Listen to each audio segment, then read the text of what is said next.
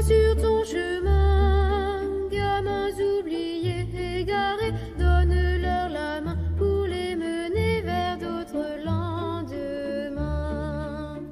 Bonjour Brigitte Fanny Cohen, on ne va pas Bonjour. vous le chanter, mais l'actu santé, c'est aujourd'hui et la rentrée scolaire et un bouquin qui peut donner des conseils importants pour les parents. Pour les parents, pour les enfants, pour les ados, et qui va, études de neurologie et études de psychologie à l'appui, leur donner des astuces pour mieux apprendre. Par exemple, on se rend compte, grâce à toutes ces études, que pour apprendre, il faut morceler, pour mieux mémoriser. Hein. Comment apprendre des tables de multiplication, comment apprendre à lire, comment réviser un examen, jamais en faisant tout d'un seul coup. Et les chercheurs ont montré que, par exemple, pour des élèves de CP, si on les fait lire 3 fois 2 minutes, mais de façon séparée dans le temps, ils vont mieux apprendre à lire que si on les fait lire 6 minutes d'affilée. Hein. Et donc, pareil, quand C'est aussi on pour a... les enseignants, alors, les conseils.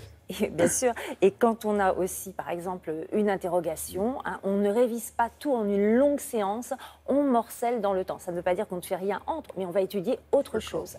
Et dans ce livre qui vient de paraître, il y a d'autres conseils pour les parents, pour leurs enfants, pour savoir comment effectivement mieux mémoriser, comment mieux utiliser, par exemple, Internet, qui fait très peur aux parents, comment lutter contre la fameuse phobie des maths qui touche quand même un certain nombre d'enfants. Donc tous ces conseils, je vous propose de les découvrir en images.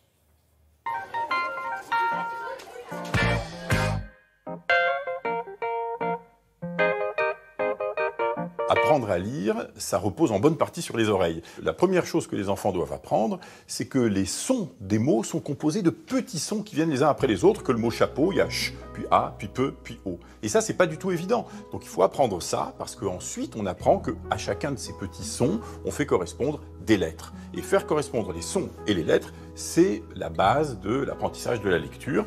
Et même dans le cerveau, il y a des changements qui se produisent, et il y a des nouvelles connexions, de nouveaux liens qui se mettent en place entre les régions de la vision qui servent à reconnaître les lettres et les régions du langage qui servent à analyser les sons.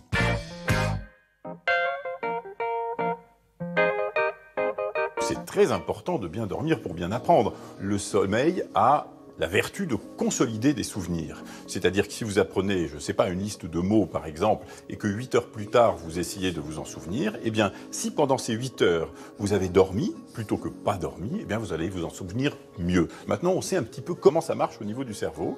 Il y a des tas d'études qui ont été faites chez les rats, où on montre par exemple que des rats revivent dans leur tête pendant qu'ils dorment des choses qu'ils ont faites la veille pendant qu'ils étaient réveillés et que cette manière de rejouer dans sa tête des souvenirs a un rôle dans la consolidation des souvenirs. Alors, chez l'homme, il y a des études d'imagerie fonctionnelle qui montrent que ça se passe probablement à peu près de la même manière.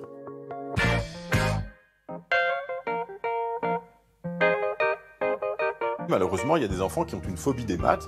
Ce qui est généralement à l'origine, c'est une petite difficulté au départ à comprendre les bases des maths, les quantités, les tables de multiplication, etc. Le zéro, ce que ça veut dire neutre en fait, j'arrive pas à comprendre. Et puis, plus la difficulté est importante, plus on est anxieux. Et plus on est anxieux, moins on travaille calmement les maths, et plus on est mauvais. Et plus on est mauvais, plus on est anxieux, etc.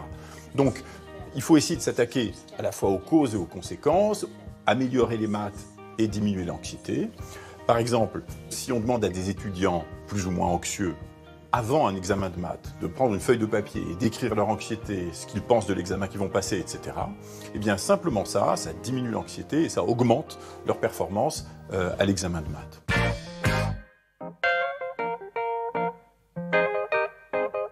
Internet augmente la mémoire qui est à notre disposition. Alors évidemment, ce n'est pas de la mémoire qui est à l'intérieur de notre tête, mais c'est de la mémoire comme une sorte de prothèse à l'extérieur. Donc globalement, c'est très bien.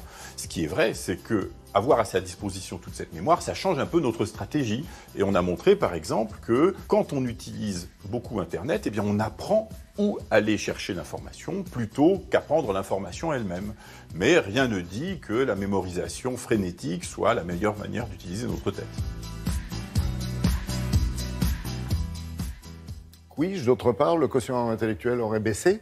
Oui, alors il y a eu plusieurs études qui nous ont alertés, mais c'est vrai que ce livre nous rassure un petit peu parce qu'il nous dit qu'il faut regarder les choses un peu différemment. C'est-à-dire que le quotient intellectuel a baissé ces dernières années dans les pays industrialisés. En France, on a perdu 2 à 4 points chez les jeunes. Mais ce qu'il faut voir, c'est que le quotient intellectuel a beaucoup augmenté pendant tout le XXe siècle parce qu'il y a eu une meilleure éducation, tout le monde a accès à l'éducation, la grossesse des femmes se passe mieux, on a accès à la santé plus facilement. Donc il faut voir que les choses positives, c'est que le quotient intellectuel a augmenté. Bien sûr, il faut être vigilant sur cette baisse de QI, mais on peut rassurer les parents.